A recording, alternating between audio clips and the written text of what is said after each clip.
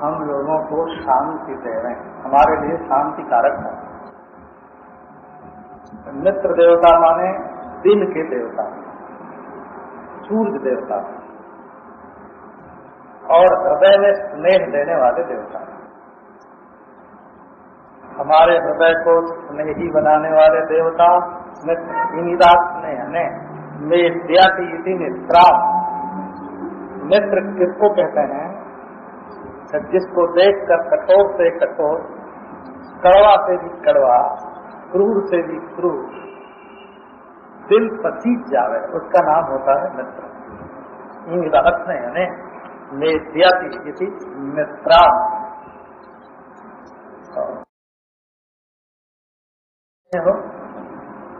अगर खूब गुस्सा आया हो और मित्र सामने आके खड़ा हो जाए तो झट एक मुस्कान उसको देंगे, हाथ जोड़ेंगे, और जिसके ऊपर गुस्सा है भूल जाएगा।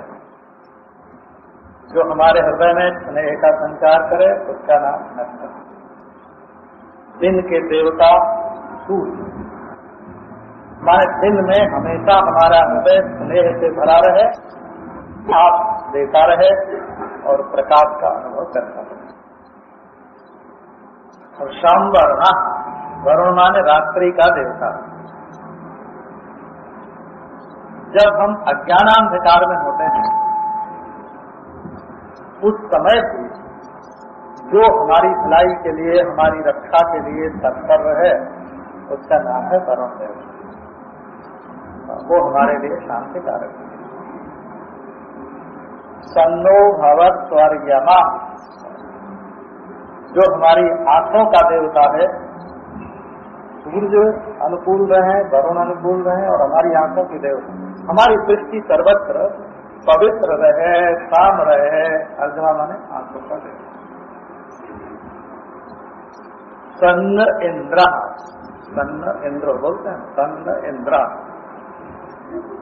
इंद्र माने हाथ का देवता, वो हमारे लिए शांति कारक है। हम खुद अपने हाथ से कोई ऐसा काम न कर बैठे जिससे हमारे जीवन में अशांति आवे। दिन में शांति, रात में शांति, हमारी नजर में शांति, हमारे हाथों में शांति। और बृहस्पति माने बुद्धि के देवता, वेदों में इसकी ऐसी व्याख्या है। बृहस्पति माने बुद्धि के देवता। हमारी बुद्धि करनी, हमारे विचार शांति कारक हों। तन्नो विष्णुरुक्रमः। दिन भर में कई चाल से चलना पड़ता है, कई जगह जाना पड़ता है, कई लक्ष्य होते हैं, कई और गति होती है। तो विष्णु माने गति के देवता, पांव के देवता। हमारे पांव गलत रास्ते पर न पड़े। उरुक्रम, चलना तो कई तरफ पड़ेगा, कभी पूरब, कभी पश्चिम, कभी दोस्त के साथ, कभी दुश्मन के साथ, कभी पीछे, पर हमारे कदम गलत न पड़े कभी। हम बिल्कुल सही सही कदम उठाएं। ऐसा करोगे तो उपनिषद का अर्थ समझने में सुविधा होगी। हो ये वेद के मंत्रों का अर्थ भी अपने मनमाने ढंग से नहीं किया जाता। इनकी परंपरा है, इनका निरुक्त है, इनका इतिहास है, इनका पुराण, इनकी नारा शंति है, इनका प्रातिशाख्य है। बिल्कुल अलग रीति से ये संस्कृत के साधारण व्याकरणाचार्य, न्यायाचार्य, वेदांताचार्य वेद मंत्रों का कम जानते हैं। और आगे सत्यं ज्ञान अनंतं च।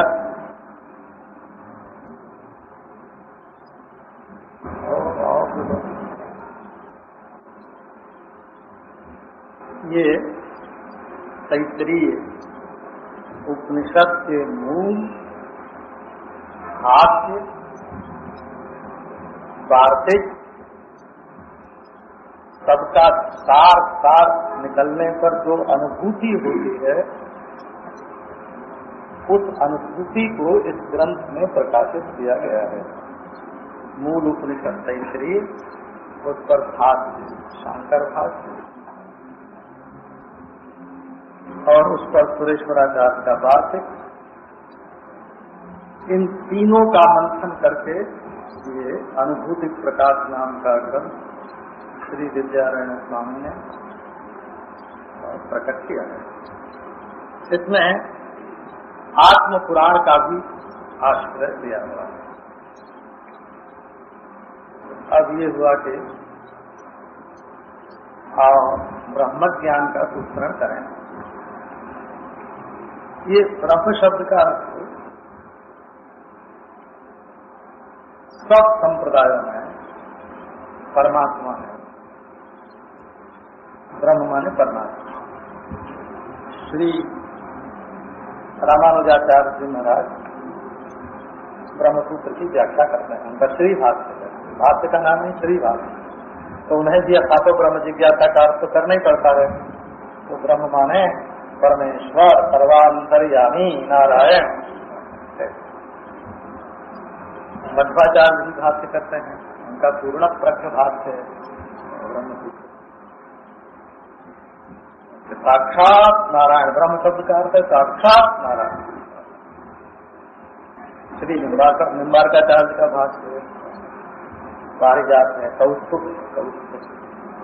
भगवान के गले में कौस्तुभ मणि होती है ना, वेदांत कौस्तुभ, वेदांत पारिजात। केशव कश्मीरी की टीका है, श्रीनिवास की टीका। मैंने ईश्वर कृपा से गुरुमुख से श्री निम्बारकाचार्य का समूचा भाष्य पढ़ा, भगीरथ झार से पढ़ा था। उनको बुला के सन्यासी होने के बाद अपने यहाँ बुला आते थे और सुना जाते थे। फिर मैं दोबारा भी पढ़ा, क्यों? वैद्यनाथ झा से कहा कि तुम सुना दे पूरा का पूरा। तो उनके भी ब्रह्म माने भगवान ही है, ब्रह्मानाथ भगवान। श्रीपति पुरुषोत्तम, श्री वल्लभाचार्य का भाष्य है, तो वो भी ब्रह्म शब्द का अर्थ पुरुषोत्तम, पुरुषोत्तम ही करते हैं। तो ब्रह्म शब्द जो है वो सभी संप्रदायों के द्वारा, शंकर, रामानुज, निम्बार्क, मध्व, वल्लभाचार्य, सबके द्वारा संप्रदाय में समादृत ब्रह्म शब्द है। और ब्रह्म शब्द का अर्थ होता है परमात्मा, परमेश्वर। तो उपास्य की कक्षा और ज्ञेय की कक्षा, एक भजनीय भगवान का परमात्मा का स्वरूप होता है और एक ज्ञातव्य परमात्मा का स्वरूप होता है। तो भजन में उपयोगी परमात्मा का स्वरूप एक होता है, जानेंगे और प्रेम करेंगे, जानेंगे भजन करेंगे। और एक होता है ज्ञान में उपयोगी परमात्मा का स्वरूप। तो इसी से रामानुजाचार्य ने विशिष्टाद्वैत, मध्वाचार्य ने द्वैत, निम्बारकाचार्य ने द्वैताद्वैत, वल्लभाचार्य ने विशुद्धाद्वैत। फिर द्वैताद्वैत के कई भेद, भास्कराचार्य का औपाधिक द्वैताद्वैत है, निम्बारकाचार्य का स्वाभाविक द्वैताद्वैत है, चैतन्य महाप्रभु का अचिंत्य द्वैताद्वैत है। ऐसे संप्रदाय में संप्रदाय सब के सब अनादि होते हैं। बीच में जो आचार्य होते हैं वो संप्रदाय के प्रवर्तक नहीं होते हैं, उसके उद्धारक होते हैं। माने अनादिकाल से जो संप्रदाय चल रहा है उसमें उसका लोप हो गया हो, उसका प्रचार कम हो गया हो, तो बीच में आचार्य लोग आकर के उस संप्रदाय को लोगों के सामने उसका शुद्ध स्वरूप रखते हैं। और संप्रदाय सब के सब अनादि ही होते हैं। अब आओ आपको किसी से परस्पर राग द्वेष का कोई कारण नहीं होता है। वो उस अनादि संप्रदाय के अनुयायी हैं, कोई शिव संप्रदाय के अनुयायी हैं, कोई ब्रह्म संप्रदाय के अनुयायी हैं, कोई विष्णु संप्रदाय के अनुयायी हैं, कोई सुदर्शन संप्रदाय के अनुयायी हैं, कोई शेष संप्रदाय के अनुयायी हैं। ऐसे ये इसकी विद्या चलती है।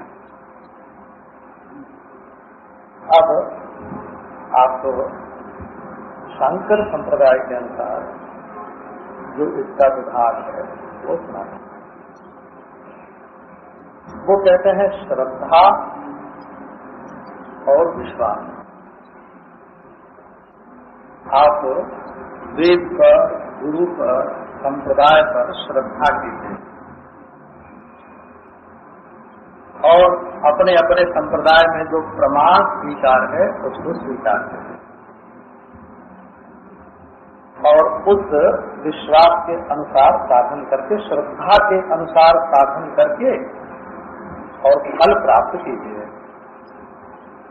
तो ब्रह्म विद्या के हेतु में, स्वरूप में और फल में एक विलक्षणता है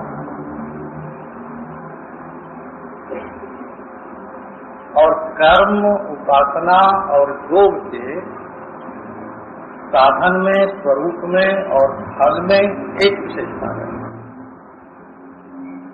ये दोनों अलग अलग हैं। जैसे आप स्वर्ग प्राप्त करना चाहते हैं तो स्वर्ग की प्राप्ति के लिए आपको वेद शास्त्र पर विश्वास करना पड़ेगा, श्रद्धा करनी पड़ेगी और जो उसमें स्वर्ग की प्राप्ति के लिए अनुष्ठान बताया हुआ है, यज्ञ जागादि, तो करना पड़ेगा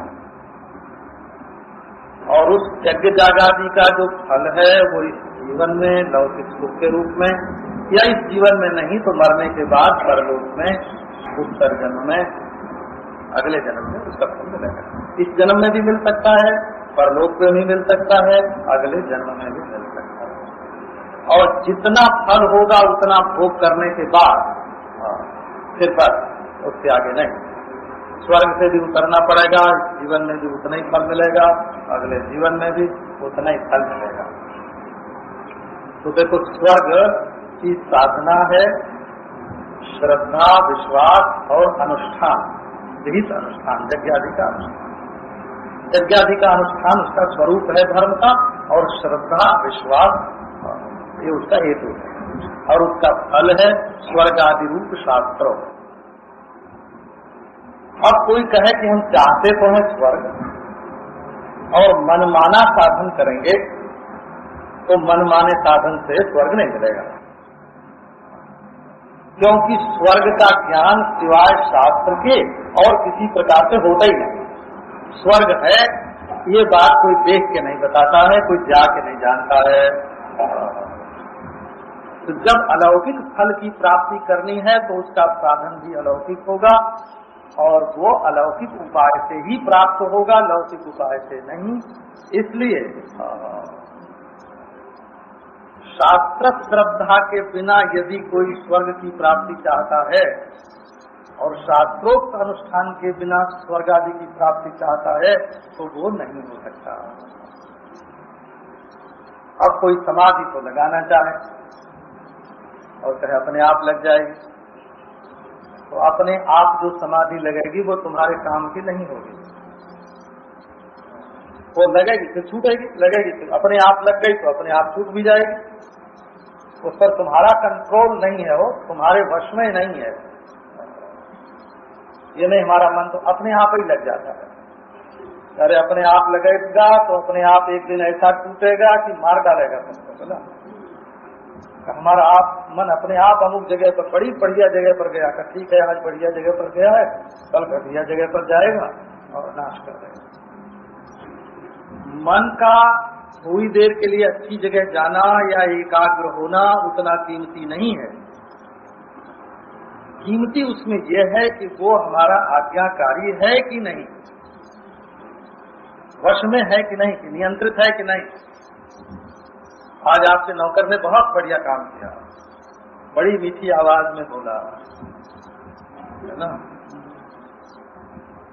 ठीक, बहुत बढ़िया, आज जो किया तो बहुत अच्छा, पर आपकी आज्ञा के अनुसार काम करता है कि नहीं, उसकी विशेषता ये है। आज्ञाकारी होना, जब कहें कि सब बंद हो जाए तो बंद हो जाए। नौकर को कहें कि अभी काम मत करो, कहने हम बहुत बढ़िया काम कर रहे हैं, आप नहीं कहोगे तब भी हम यही करेंगे, तो आपके वश में नहीं है वो। तो मन जो है उसके द्वारा स्वयं किया हुआ अच्छा काम और हमारी आज्ञा के अनुसार किया हुआ अच्छा काम, उसका मनमाना स्वच्छंद उच्छृंखल होना ये दूसरी चीज है, और उसका हमारे वश में होना दूसरी चीज है। योग ये नहीं कहता कि तुम्हारा मन चाहे जहाँ एकाग्र हो जाए, चाहे भोग में रम जाए, चाहे जब सो जाए, चाहे जब जाग जाए। का मन को नियंत्रण में रखने के लिए, वशीकरण करने के लिए योगाभ्यास होता है। इसलिए योग शास्त्र में जैसी साधना कही गई है वैसी साधना करके श्रद्धा रखो। इस साधन के करने से मन वश में हो जाएगा, विश्वास करो। और योग शास्त्रोक्त पद्धति से अपने मन को आसन, प्राणायाम, प्रत्याहार, धारणा आदि के द्वारा वश में करो। अगर तुम ये कह दोगे कि ये तो अपने आप ही है, तो वो मालिक होगा और तुम नौकर हो जाओगे। तुम मालिक रहो और मन नौकर रहे, ऐसी स्थिति उत्पन्न करनी चाहिए। ये बात जो है ना, जैसी रुचि हो वैसा करो, है ना, जहाँ तुम्हारा मन लगे वैसे करो, ऐसा कहने से नहीं होती है। तो जिसमें मन लगे सो करो, जहाँ रुचि हो सो करो, जो पसंद है सो करो। इससे तो तुम मन पसंदगी के मनमुखी हो जाओगे, मनोमुखी हो जाओगे, मन पसंद का करते करते। इसलिए इसमें आज्ञा की जरूरत पड़ती है, विधि निषेध की मान्यता स्वीकार करनी पड़ती है। जो नहीं, जो मना है उससे वैराग्य करो, जो चाहिए है उसका अभ्यास करो। इसका नाम योग होता है। अभ्यास वैराग्याभ्याम संनिरोधः। अभ्यास वैराग्य के द्वारा अपने मन को निरुद्ध करो, मन को मारो मत, मन को काबू में करो, मन को काबू में करो। अगर मन काबू में नहीं है तो तुम मन के काबू में हो जाओगे। क्या करें महाराज, मन नहीं मानता। इसके लिए साधन, उपासना के साधन में एक विचित्रता है, वो धर्म के साधन और योग के साधन, दोनों की साधना से उपासना के साधन में एक बड़ी विलक्षणता है। धर्म में अपना किया हुआ कर्म, शास्त्र के अनुसार अपना किया हुआ कर्म फल देता है। ठीक है, बहुत अपना किया हुआ योगाभ्यास। धर्म में विधि और निषेध है, योग में अभ्यास और वैराग्य है, पूजा में आवाहन और विसर्जन है, और तत्वज्ञान में अध्यारोप और अपवाद है। एक ही तराजू के चट्टे बट्टे हैं, एक ही तराजू। धर्म में क्या करना क्या नहीं करना इसका विधि निषेध। पूजा करते समय गौरी गणेश की आवाहन कर दिया, गौरी गणेश का सुपारी में दिया, गोबर में दिया, गाय के गोबर बना चिट्ठी लगा दी, आवाहन कर लिया, और फिर बाद में कह दिया गच्छ गच्छ सुरश्रेष्ठ पदार्थ। ये बुलाना और भेजना। इसी तरह धर्म को भी बुलाना होता है विधि के द्वारा और निषेध हो जाता है। योग में अभ्यास वैराग्य होता है, अभ्यास होता है, ज्ञान में अध्यारोप होता है, अपवाद होता है। ये एक ही परंपरा के ये हैं सब, सर है इनका। कर्म में विधि निषेध है, ईश्वरार्थ कर्म में आवाहन विसर्जन है, योग में अभ्यास वैराग्य है, ये अपने करने हैं। ये सब उपासना में एक विलक्षणता है। वो क्या है कि उपासना में कुल का कुल अपना ही बल नहीं है, उसमें जिसकी उपासना की जाती है उसका बल प्रधान होता है। अपना बल थोड़ा और उसका बल ज्यादा, उसमें एक मददगार होता है, एक सहायक होता है। ये उपासना है। तो एक कर्म मिश्रित उपासना होती है और एक भाव प्रधान उपासना होती है। तो कर्म मिश्रित उपासना में तो ऐसा मानते हैं कि ईश्वर फल देता है। ये तो ठीक है, फल तो ईश्वर ही देता है। ईश्वर साधन का निर्वाह भी करता है, फल भी देता है, शक्ति भी देता है, लेकिन वो कर्म के अनुसार फल देता है। जैसा कर्म होगा वैसा फल देगा। इसमें पौरुष की प्रतिष्ठा है। और ईश्वर कर्तुम अकर्तुम अन्यथा कर्तुम समर्थ है। जिसके ऊपर खुश हो जाए उसका प्रारब्ध भी मिटा दे। ये ईश्वर की कृपा है। प्रारब्ध मिटा दे, मुक्ति को हल्की फुल्की बना दे। मोक्ष लघुताकृत प्रारब्ध हृत मोक्ष लघुताकृत। तो उपासना में ये शक्ति कहाँ से आवेगी? जीव की शक्ति से प्रारब्ध का नाश नहीं हो सकता। जीव के प्रयास से मोक्ष हल्की नहीं पड़ सकती। जब उसमें ईश्वर कृपा का सन्निवेश होता है तब भगवान की भक्ति के बल से, उपासना के बल से प्रारब्ध मिट जाता है। मोक्ष की भी इच्छा नहीं होती और जीवन सदाकार वृत्ति, निरोधाकार वृत्ति होने से परमानंदमय हो जाता है। तो अब ये उपासना है, इसमें भगवान का बल, धर्म में, योग में जीव का बल प्रधान है और उपासना में, कर्म मिश्रित उपासना में ईश्वर और कर्म दोनों का मिश्रण है और शुद्ध भक्ति में केवल ईश्वर ही ईश्वर है। उसमें जीव के बल और जीव के कर्म की कोई अपेक्षा नहीं रह जाती। वो निरपेक्ष है, अन्य साधन निरपेक्ष है।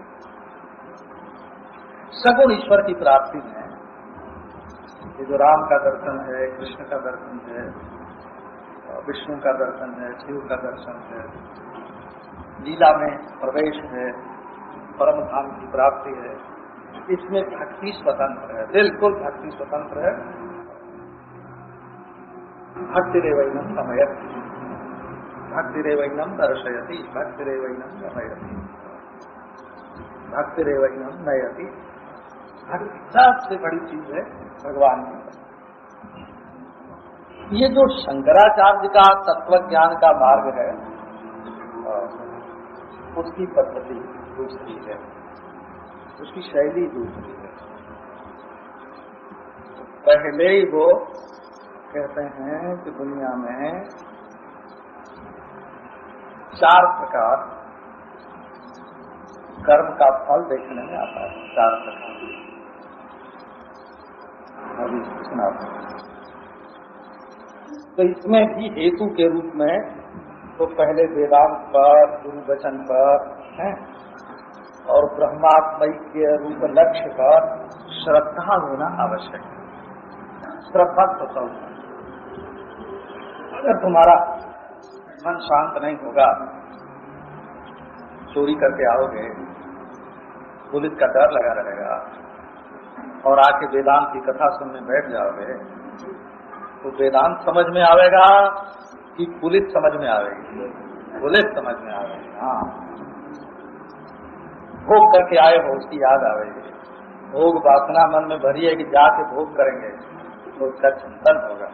वेदांत समझ में नहीं आवेगा। तो शरीर रहेगा वेदांत में तो मन चाहिए शांत, मन में शांति ना हो और इंद्रियां चाहिए शांत। अब तुम बैठ के यहाँ हाथ में सुई डोरा ले लो और स्वेटर बुनते जाओ और वेदांत सुनते रहो। क्यों भाई? माला बनाते रहो, वेदांत कान में पड़ रहा है, तो वेदांत समझ में नहीं आ रहा। इंद्रियां शांत होकर के बैठो। तो बोले अभी जाके ये काम करना है, आज फैक्ट्री में हड़ताल हो गई है, जाके मजदूरों को समझाना है। अब वेदांत सुनने बैठे तो वो उधेड़ गुण लगेगी ना, हो है ना, ऊपर अति चाहिए। बोले भाई यहाँ तो बड़ी गर्मी लगती है, तो बारंबार अपने को पंखा झलोगे।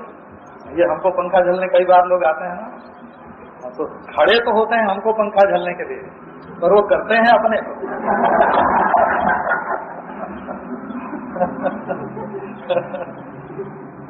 तो थोड़ी गर्मी सर्दी सहने की ताकत होनी चाहिए अगर वेदांत समझना है तो। और एक ऐसी असंभव बात कही जा रही है कि केवल ज्ञान से, जानने मात्र से मोक्ष हो जाता है। देखो तो भला, बिना किए कुछ मिलता नहीं। बिना थाली में भोजन रखा हो, जब तक हम हाथ से उठावेंगे नहीं तब तक तो मुंह में जाता नहीं, और मुंह में डाल दें और मुंह चलावे नहीं तो निगल नहीं सकते। हाँ, बिना कुछ किए कुछ मिलता तो दुनिया में है ही नहीं। और ये मोक्ष ऐसी चीज है कि जो जानने मात्र से मिल जाए तो इस पर श्रद्धा होना बड़ा कठिन है कि कोई ऐसी भी चीज हो सकती है जो जानने मात्र से मिल जाए। ये तब होगा हो जब वो चीज खोई तो न हो पर खोई हुई मालूम पड़ती हो। सब वैष्णव शैव शास्त्र सिद्धांतों में ये मानते हैं कि भगवान कहीं गए नहीं हैं, अपने हृदय में हैं, अंतर्यामी हैं। भगवान मिलते हैं तो नित्य प्राप्त की प्राप्ति होती है, अप्राप्त की प्राप्ति नहीं होती। ये सब वैष्णव शैव शाक्त गणपत सौर, इसमें किसी का कोई मतभेद नहीं है। हम लोगों को ये बात पढ़ाई गई हो, एक ही तरह के मनुष्य हैं, एक ही ईश्वर की संतान है, मेल हम लोगों में कितना है, कितना बड़ा मेल है। तो मेल नहीं देख करके जो लोग केवल विरोध ही विरोध देखते हैं वो बहुत गलत देखते हैं। तो आओ आए, समन्वय करने की प्रणाली ये है कि सामान्य जानकारी हो, मेल की जानकारी हो कि हमारा मतैक्य कहाँ कहाँ है और फिर मतभेद कहाँ कहाँ है और इसका हमारे मत की विशेषता क्या है, ये भी जानना चाहिए, विशेष भी जानना चाहिए। और फिर विशेष में सबका समन्वय होना चाहिए, विरोध का भी समन्वय होना चाहिए, मेल का भी समन्वय होना चाहिए। यही तत्व समन्वया ब्रह्म सूत्र का अभिप्राय है। सब मानते हैं, ऐसा ही मानते हैं। हे नारायण। अच्छा, तो अब हम कर्म उपासना के मार्ग में जब चलते हैं तो उनके फल, उनके स्वरूप की अपेक्षा वेदांत ये ब्रह्म ज्ञान की क्या विशेषता है, अपनी अपनी जगह पर सत्य। तो कर्म से किसी फल की उत्पत्ति होती है। जैसे आप हल चलावेंगे, धान बोएंगे तो चावल पैदा होगा, ये उत्पाद से हुआ हो। तो कर्म करने से कुछ उत्पन्न होता है, कर्म करने से एक फल उत्पन्न होता है। ऐसा फल उत्पन्न होता है जो पहले नहीं था, अब पैदा हो जाएगा। जैसे अपूर्व पैदा हुआ, पहले तुमने यज्ञ नहीं किया था, अब यज्ञ किया, तो यज्ञ से पहले जो स्वर्ग तुमको नहीं मिलने वाला था वो मिलने के लिए अपूर्व उत्पन्न हो जाएगा और स्वर्ग मिलेगा। तो कर्म करने से जो चीज पहले अपने को मिली हुई नहीं होती है वो मिल जाती है। रसायन बनाओ, रंग बनाओ, है ना, फैक्ट्री चलाओ, कपड़े पैदा करो, तो एक होता है उत्पाद। कर्म से वस्तु उत्पन्न होते हैं। और एक होता है कर्म से क्या होता है, कोई चीज अगर खराब हो गई है तो कर्म करके उसको साफ करेंगे, वो संस्कार करेंगे। चावल पर धान लगा हुआ है, उसको कूट के वो भूसी लगी हुई है उसको अलग कर देंगे, धान पर से भूसी अलग कर देंगे। वो कूटने से हो संस्कार हुआ, उसमें लाल लाल चावल है और सफेद कर देंगे उसको। एक विकार होता है, कर्म से विकार पैदा किया जाता है। वो क्या, कच्चा चावल है उसको पका दिया, पक गया, अवस्थान्तर उत्पन्न की जाती है, कच्चे को पक्का, ये भी कर्म से होता है। कर्म से वस्तु उत्पन्न होती है, कर्म से वस्तु संवारी जाती है ना। किसी के सिर में बाल नहीं उग रहे हैं तो ऐसी दवा लगाई सिर में कि बाल उग गया, ये कर्म से होता है। एक हमारे मित्र हैं, पश्चिम जर्मनी गए थे, तो उनके सिर पर पहले बाल नहीं था, वो बिल्कुल वो क्या बोलते हैं जिनके बाल नहीं होते, गंजे, बिल्कुल गंजे थे, सिर पर बाल नहीं था। अब वहां से जब लौट के आए तो उनके सिर पर काले काले बाल, जैसे जापानी धान की खेती होती है ना वैसे बिल्कुल उनके सिर पे बालों की खेती कर दी गई है, रोपे हुए मालूम पड़ते हैं, रोपे हुए हैं जगह जगह जगह जगह जगह, और वो खून के साथ मिल गए हैं। अब वो अपने आप बढ़ते हैं, उनको काटना पड़ता है। तो ये देखो कैसे हुआ, बाल नहीं था, बाल उगा लिए गए, है ना। बाल में जब मैल लग जाती है तो कर्म से उनका संस्कार होता है, उनको धोते हैं, साबुन लगाते हैं, है ना, तेल लगाते हैं, ये संस्कार होता है। और महाराज कहीं कहीं के उड़ जब जाते हैं ना तो बाजार से खरीद के सटा भी देते हैं। इसको आप से बोलते हैं, आप से। जो चीज अपने घर में नहीं है वो दूसरे से उधार ले ली, आप से। कच्चे चावल को पका लेते हैं। तो उत्पाद्य, संस्कारज्य, विकारज्य और आपसे, आप माने उधार लेते हैं और फिर किसी चीज को नष्ट कर देते हैं। गंदी हो गई चीज हो, आग में डाल देते हैं, जल जाता है ना। तो ये 5 बातें जो हैं ये कर्म से संपन्न होते हैं। अब ये जो परमात्मा की प्राप्ति है या मोक्ष की प्राप्ति है,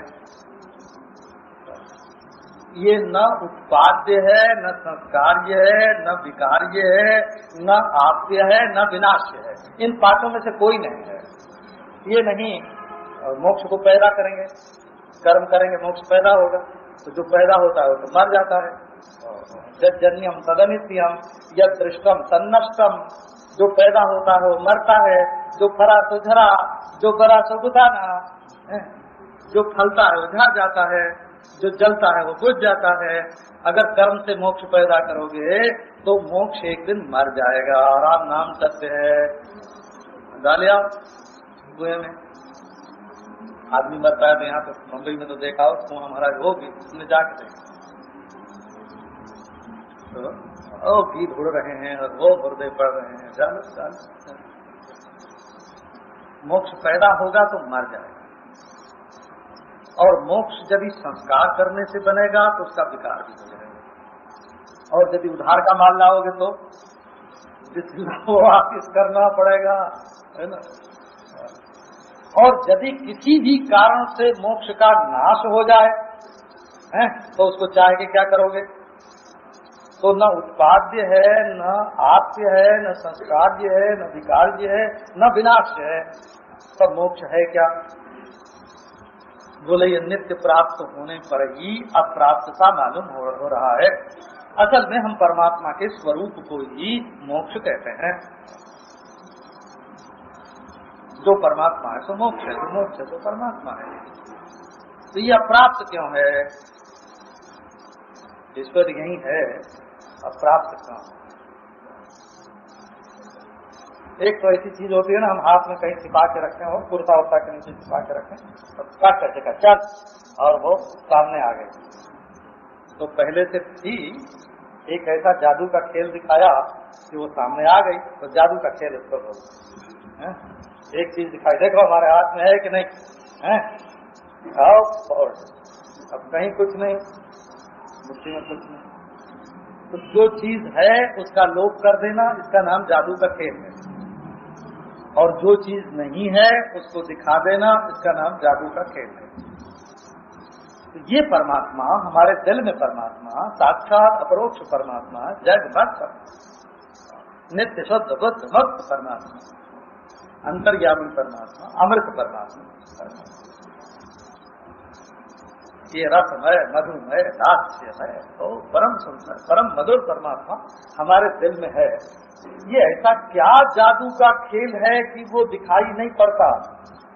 हम मुक्त स्वरूप होने पर भी, नित्य मुक्त होने पर भी अपनी मुक्ति को नहीं जानते। इसका क्या कारण है? ईश्वर हमारे दिल में है, सबसे नजदीक है, इतना नजदीक है कि उसको नजदीक कहने में भी दूरी मालूम पड़ती है। कोई कहे कि घड़े के नजदीक माटी रहती है, माटी की बात है। अरे घड़ा तो माटी ही है, घड़े के पास माटी नहीं रहती है। जो घड़ा है तो माटी है।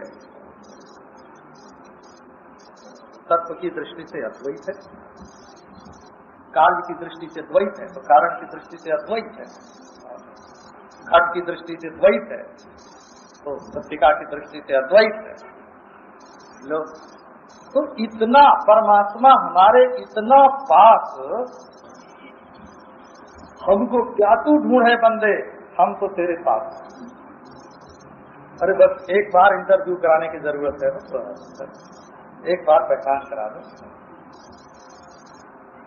और यहाँ तक कि यदि आप मीम साहब को भी जानते हो ना, तो हम आपकी पहचान करा देंगे उसी मीम साहब से, ये हस्बैंड। ऐसी परमेश्वर की पहचान ऐसे होती है वो, परमेश्वर की पहचान। ये देखो, माया पहचानते हो, जादू का खेल पहचानते हो, मायापति तो बोलते हैं, मायापति, मायाधिष्ठान, माया प्रकाश, ये जादू का खेल है। उसका बिछुड़ना भी जादू का खेल है, क्योंकि वो बिछुड़ सकता है, वो बिछुड़ सकता है। इसलिए ईश्वर का बिछुड़ना एक माया है, ईश्वर का मिलना वो कहीं गए ही नहीं है, वो तो यही है, अभी है, यही है? तो उसका मिलना भी उपदेशी से विद्या अविद्या दोनों शक्तियों को माया की शक्ति कहा जाता है। वही माया देवी जब प्रतिकूल होती हैं तो ईश्वर को अनमिला दिखा देती हैं, और वही जब अनुकूल होती हैं तो विद्या शक्ति के रूप में आके पहचान करा देती हैं। एक आपको सच्ची बात सुनाते हैं। पटना स्टेशन पर, बांकीपुर स्टेशन पर एक पति पत्नी कहीं स्टेशन पर उतरे, पटना स्टेशन पर उतरे, दोनों में ट्रेन में ही लड़ाई हो गई। तो पत्नी देवी रोती हुई और नाराज होती हुई निकली। उनको चिल्लाते देख के लोगों ने कहा, क्या है, कोई भगा के तो नहीं ले जा रहा है, घेर लिया है। तो लोगों ने उनसे पूछा कि ये कौन है? उसका हमारा कोई नहीं है, ये हमारा दुश्मन है ना। और अब जो कहा उन्होंने, हमारा कोई नहीं है, हमारा दुश्मन है, तो लोगों ने उसको पकड़ के पीटना शुरू कर दिया। औरत को क्यों सताते? तो उसने कहा, बाबा ये हमारी पत्नी है, तुम लोग क्या करते हो? जब पत्नी ने देखा कि अब तो ये बड़े संकट में पड़ गए, तब अंगूठा दिखा के कजा के हाथ पकड़ लिया, ये हमारे पति हैं। जब प्रतिकूल हो गई तो बता दिया गए, ये उसका उल्टापन है। और जब खुश हो गई तो बता दिया हमारे हैं। तो ये माया देवी जब प्रसन्न होती हैं तब तो विद्या का रूप धारण करके पहचान करवाती हैं, और ये जब नाराज होती हैं तब अविद्या का रूप धारण करके, ये जीवन में सुख शांति जो है ना, इन्हीं महामाया की कृपा से, इन्हीं महामाया की कृपा से है कि वो विद्या के रूप में रहती हैं, ये अविद्या के रूप में रहते हैं। तो ये मोक्ष कहो, परमात्मा कहो, ब्रह्म कहो, परमेश्वर कहो, इष्ट कहो, लक्ष्य कहो, सत्य कहो, है ना, तत्व कहो, परमार्थ कहो, नाम कुछ भी रखो, ये अज्ञात होने से अप्राप्त है और ज्ञात होने से प्राप्त है। ये मोक्ष की भी यही दशा है। इसलिए अविद्या निवृत्ति उपलक्षिता आत्मा मोक्ष। मोक्ष क्या है? अविद्या की निवृत्ति, जिसमें जो अविद्या की निवृत्ति का प्रकाशक है, जो अविद्या की निवृत्ति का दृष्टा है, जो अविद्या की निवृत्ति का अधिष्ठान है, वो आत्म तत्व ही मोक्ष स्वरूप है, वही परमात्मा है। ये बात शास्त्र में ऐसे वर्णन की गई है। तो देखो, तीन बात देखो, श्रद्धा चाहिए, और इसमें भी श्रुति वेदांत रूप प्रमाण चाहिए, है ना, और प्रत्यक्ष चैतन्याभिन्न ब्रह्माकार वृत्ति चाहिए, उससे अविद्या की निवृत्ति चाहिए, और अविद्या की निवृत्ति से कोई उत्पन्न होने वाला फल नहीं, जो आत्मा का स्वरूप है स्वयं सिद्ध मोक्ष, उसका अनुभव होना चाहिए। तो स्वर्ग पर आप श्रद्धा करते हैं, उस पर विश्वास करते हैं, मरने के बाद होता होगा स्वर्ग का साक्षात्कार, लेकिन वेदांत पर श्रद्धा करते हैं, वेदांत प्रमाण के अनुसार उसका विचार करते हैं, उसके अनुसार प्रमा होती है, भ्रम की निवृत्ति होती है। और यही ये मरने के बाद नहीं, ये दूसरे जन्म में नहीं, ये परलोक में नहीं, ये कालांतर में नहीं, अविद्या निवृत्ति समकाल ही कैवल्य। मोक्ष माने मरना नहीं, मोक्ष माने निकम्मा होना नहीं, मोक्ष माने कहीं पानी में डूबना नहीं, गुफा में छिपना नहीं। मोक्ष माने इसी संसार में, इसी व्यवहार में हंसते हुए बोलते हुए, सोवत बैठक पड़े उठाने, कहे कबीर हम वही ठिकाने। अनुभव का दीदार है अपना रूप का।